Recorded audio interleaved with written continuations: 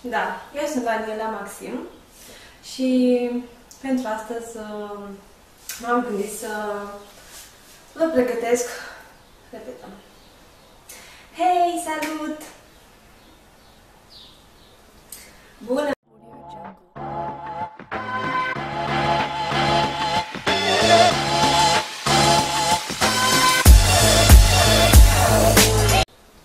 Bună! Daniela Maxim sunt. În dimineața aceasta m-am trezit plină de energie și m-am gândit să vorbesc cu voi, cititorii blogului, despre accesorii, dar nu orice fel de accesorii, ci despre genți. Gențile, după cum știm, sunt foarte importante în garderoba noastră, a femeilor și a bărbaților mai nou. Da. De fapt, nu vreau să vorbesc la modul general despre genți, ci despre colecția mea de genți din piele naturală, pe care am adunat-o în decursul ultimilor ani de la brandul românesc Rena Atelier. Da, deci voi vorbi doar despre aceste genți, pentru că dacă ar fi trebuit să vorbesc despre toate gențile pe care le am, probabil ar fi ținut mult mai mult clipul. Nu pentru că sunt foarte bogată și am foarte multe genți, dar din prisma meseriei de blogger am primit de-a lungul timpului foarte multe genți. Da. Mai au o gură de cafea.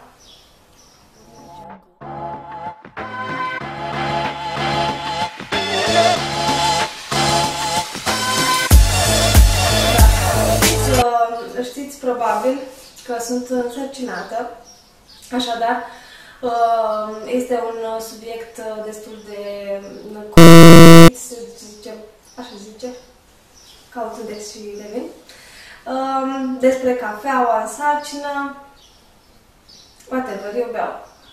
De fapt, e lapte cu cafea, dar îmi place și așa. Și bineînțeles, nu putea să lipsească dulcele de dimineață.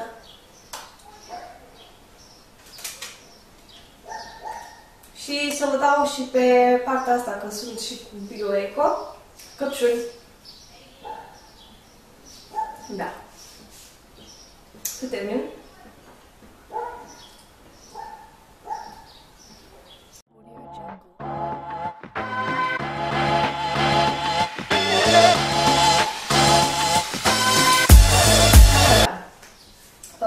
Cei care îmi citesc blogul de mult timp deja cunosc faptul că sunt îndrăgostită de brandul românesc de genți Rena Atelier, un brand ce își are locația în Brașov, acolo s-a înființat și acolo își desfășoară activitatea. Da, ca să trec peste emoții, o să încep cu prima geantă pe care am achiziționat-o de la ei, și anume această superbitate de geantă.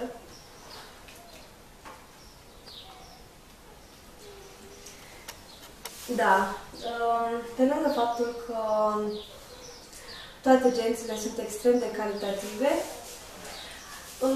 fiecare model vine cu câte ceva interesant și unic.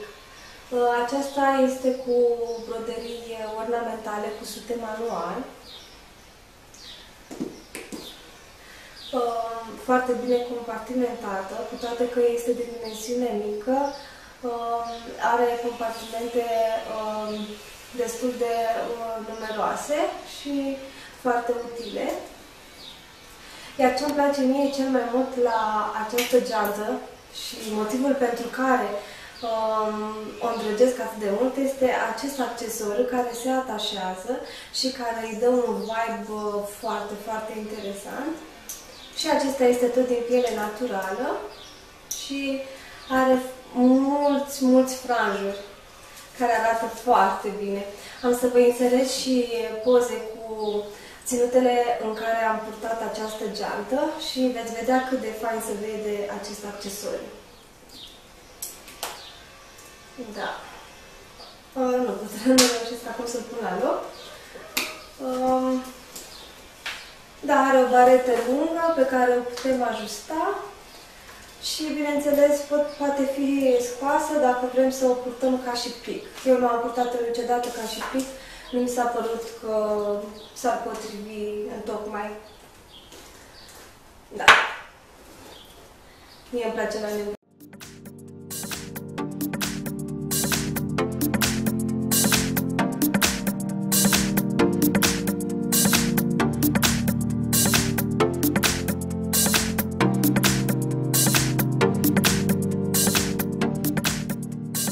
Cea de-a doua geantă,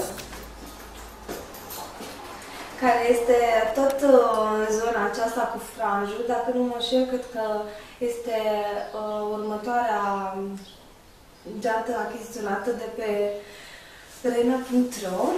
Uitați cât este de interesantă, deci cum v-am zis, fiecare model are câte ceva interesant. Ceva ce nu am mai văzut la alte cenți și asta este un lucru wow. Da. Partea interesantă este că acești franjuri pot fi îndepărtați și obținem o geantă plic. Practic e 2 în 1. Dacă vrem să o purtăm așa simplu, poate nu se potrivește la ținuta pe care o ai să adaugi și franjuri, atunci îi scoatem și îi purtăm așa. O purtăm așa, simplu. Bineînțeles că aceasta are compartimente extrem de accesibile.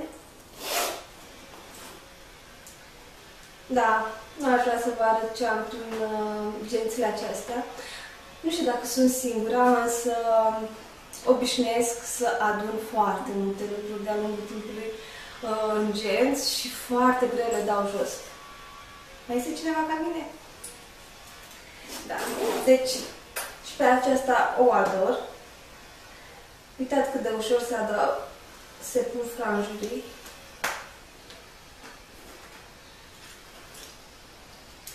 Sper că vedeți ceva, pentru că am încercat singură să-mi montez camera pe trepie. De obicei mă ajută soțul meu. Și sper că m-am încadrat bine. Vedeți și bujorii ăștia frumoși și sper să nu se audă zgomotul de afară pentru că am lăsat geamul deschis. Oare trebuia să-l închid? Nu știu. Sper să mă ajute muzica pe fundal, dacă nu.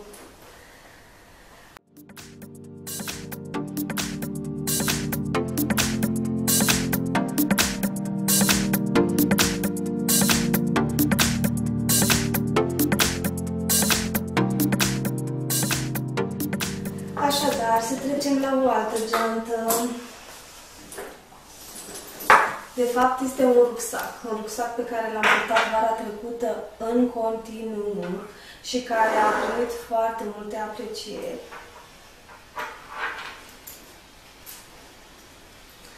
Da, cred că trebuia întâi să-l arăt așa. Da, pa-da!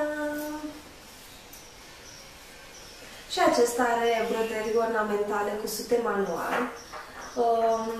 Acesta este un mag, face parte dintr-o colecție care a avut imprimație Magii. Îmi place foarte mult, deci trebuie să observați atenția extrem de detaliată la fiecare detaliu, să zic, detaliu, înțelegeți voi. Așadar, uitați, fermoarul este într-o nuanță sturbată de galben, ceea ce este un super wow, iar căptușeala este roșie. Adică, da, puteam să adauge un fermoar bej sau și o căptușeală la fel și da. Dar ei sunt foarte atenți la detalii și asta îmi place foarte mult. Și partea cea mai faină este că acest rucsac, de fapt toate rucsacurile de la Rena sunt prevăzute cu acest buzunar din spate. Îmi plac gențile care au buzunare puțin mai ușor accesibile celor care și-ar dori să vadă, de ce nu, ce am eu în geantă. Așadar, cu siguranță, un astfel de fermoar care se închide la spate este imposibil pentru hoți. Să ai fractor? Cred că hoți.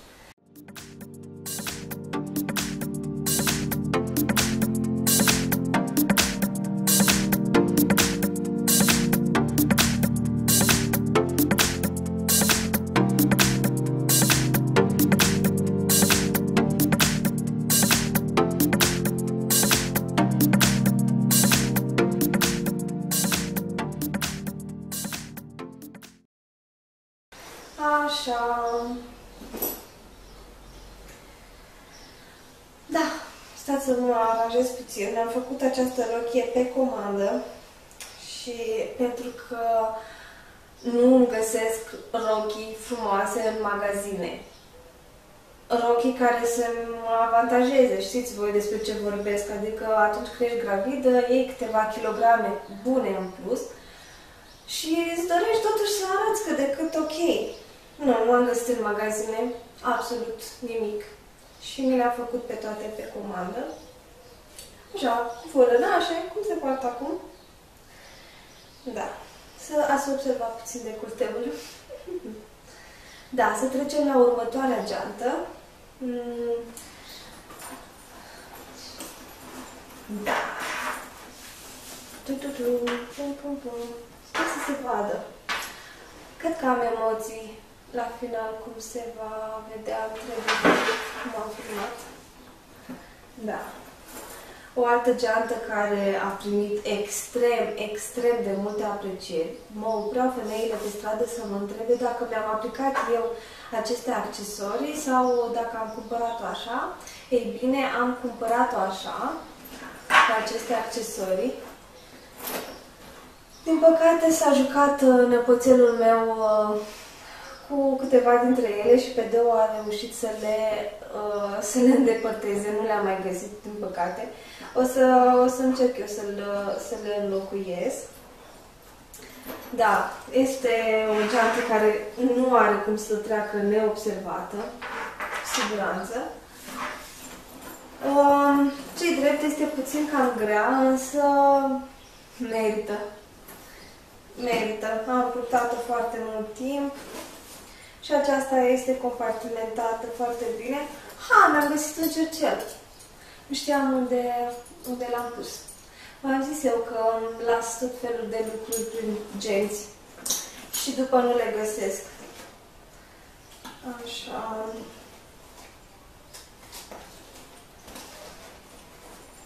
Trebuie să devin mai ordonată. Da. Așadar, este o altă geantă tot din piele, de care m-am îndrăgostit și pe care am purtat-o foarte mult timp. O avea și pe Pliomarin. O aveau cei pe site. Cred că mai este și acum.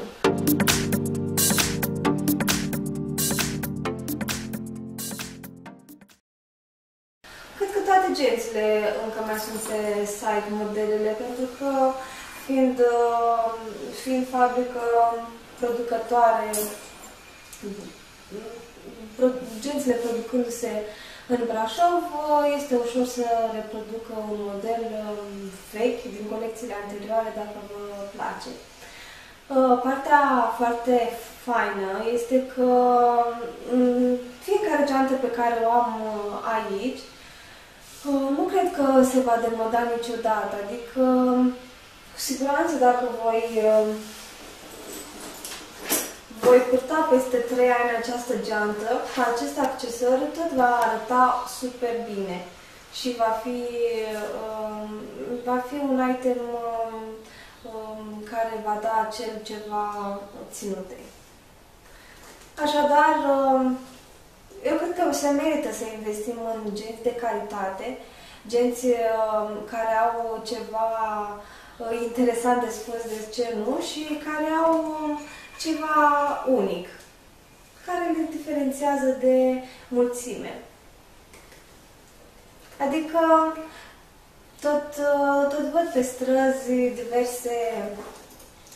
diverse domnișoare care poartă același model de geantă în funcție de tendințe, să zicem așa. Cred că ar trebui să învățăm să nu mai facem copy-paste, să nu mai purtăm uniforme și să adăugăm garderobei noastre piese atât vestimentare cât și accesorii care să facă față trecerii timpului și care să aibă ceva inedit. Și vreau să mai zic că decât să-ți dorești să porți o copie a unei genți celebre, am văzut foarte multe magazine care reproduc modelele genților brandurilor celebre. Am obosit. Ce scuze, sunt însărcinată.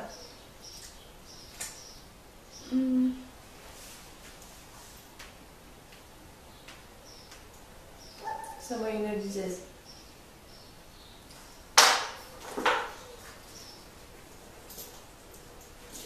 Data viitoare, note to myself, ia-ți o oglindă și din când în când uite-te dacă îți stă bine părul. Dar se întâmplă. Da, a venit momentul să vă prezint o altă geantă superbă, o mini geantă de fapt, care are foarte multe compartimente și care are un material metalizat ce nu are cum să nu te diferențieze de mulțime. Partea cea mai faină la această mini-geantă este faptul că este prevăzut cu un portofel. Clar, portofelul meu nu ar încăpea în această geantă. Stați că nu știu cum să apriți aici. Da.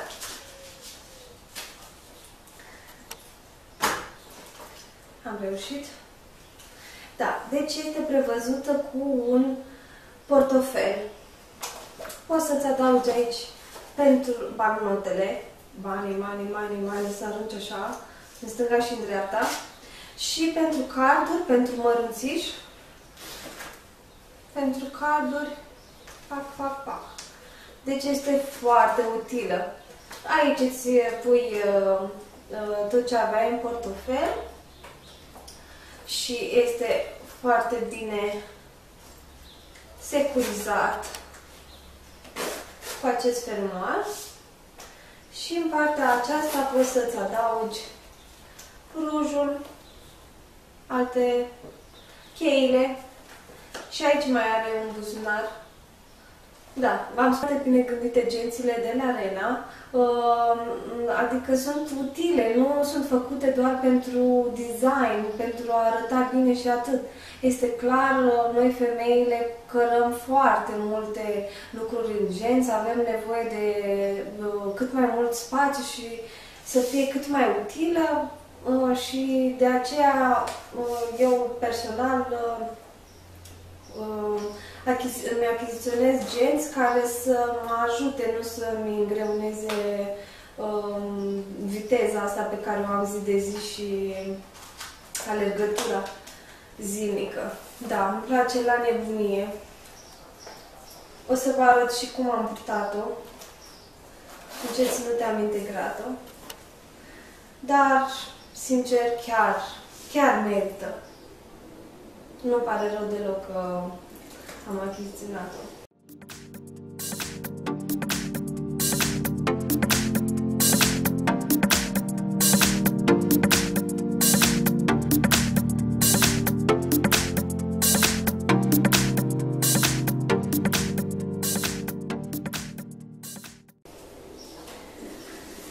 Da, acum să văd ce urmează. Revin.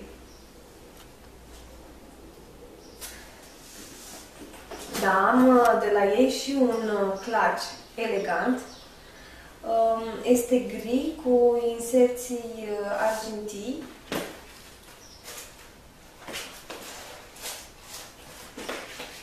Pe acesta puteți purta tot din piele naturală și îl puteți purta la una dintre ocaziile speciale la care participați.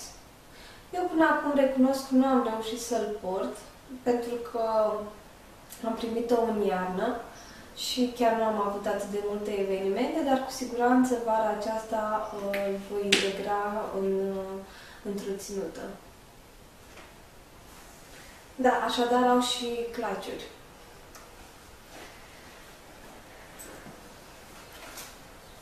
Săptămâna aceasta am primit două genți minunate de la Rena. Oh my god, le ador și acesta este și motivul pentru care am ales de fapt să fac o filmare astăzi. Am primit foarte multe comentarii și feedback-uri cu privire la aceasta, dar mai ales la rucsacul pe care urmează să vi-l prezint. Le-am primit luni, am postat pe Insta Story și foarte multe dintre voi le-ați apreciat și mi-ați pus mai multe întrebări cu privire la comenzi. Așadar, aceasta este una dintre gențile pe care le-am primit săptămâna aceasta, face parte din noua colecție și, bineînțeles, din nou are ceva unic și extrem de interesant. Începem cu aceste franjuri. De data aceasta este fixat aici, nu îl mai puteți detașa, dar eu zic că altfel, fără acest accesoriu, ar arăta chiar banal. Și are foarte multe compartimente. Are 3 compartimente. Serios. Și în interior mai are și buzunare laterale. Și din nou, atenția la detalii este una extrem de detaliată. Nu am mai repetat asta. Din nou, atenția la detalii este una extrem de viguroasă. De fiecare dată o geantă nouă ieșită din fabrică are ceva interesant. Și îmi place faptul că bareta este lată. Mai ales că se poartă în acest sezon aceste barete. Da, nu prea stă, dar pe umăr stă bestial. Încă nu am să vă arăt o ținută în care am purtat această geantă. Urmează să fac poze și o să le pun pe blog. Așadar, da, acest rucsac este absolut formidabil. Pe cuvântul meu, vă jur. Da, îmi place foarte mult. Și știu că și vouă vă place pentru că mi-ați spus asta. Este din nou cu detalii ornamentale cusute manual. Aceasta este floarea soarelui, dacă nu mă înșel. Face parte, acest rucsac și acest imprimeu face parte din colecția Africa Sălbatică, Dansul Africii. Chiar îmi pare rău. Dansul Africii, cred. Îmi cer scuze dacă nu știu exact. Am să mă uit și am să vă scriu în descrierea textului. Este super fain. În interior are o căptușeală super fină, așa satinată. Are, nu știu dacă vedeți, am să încerc eu să văd cum se face și cu zoom-ul și cu focalizarea, dar încep treptat. Nu pot să le fac treptate din prima. Eu sunt mulțumită că în sfârșit am făcut ceva în sensul ăsta, îmi doresc de foarte mult timp să filmez, doar că având o sarcină nu tocmai ok la început, pur și simplu m-am focusat pe alte treburi.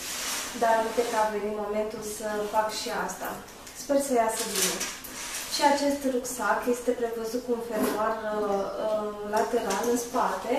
La fel, aici poți să ții telefonul, banii, fără probleme, clar nu ai cum să nu simți dacă cineva ar vrea să-ți să atenteze la bunurile tale. Poate fi purtat așa cu doar de mâner și sau poți să atașezi aceste două barete detașabile, iar acest lanț este extrem de interesant. Din nou, vine cu ceva unic acest rucsac, acest model de rucsac, și anume lanțul acesta auriu pe post de baretă, care nu poate fi detașat. Așadar, acesta cred că este aceasta este piesa mea preferată, da.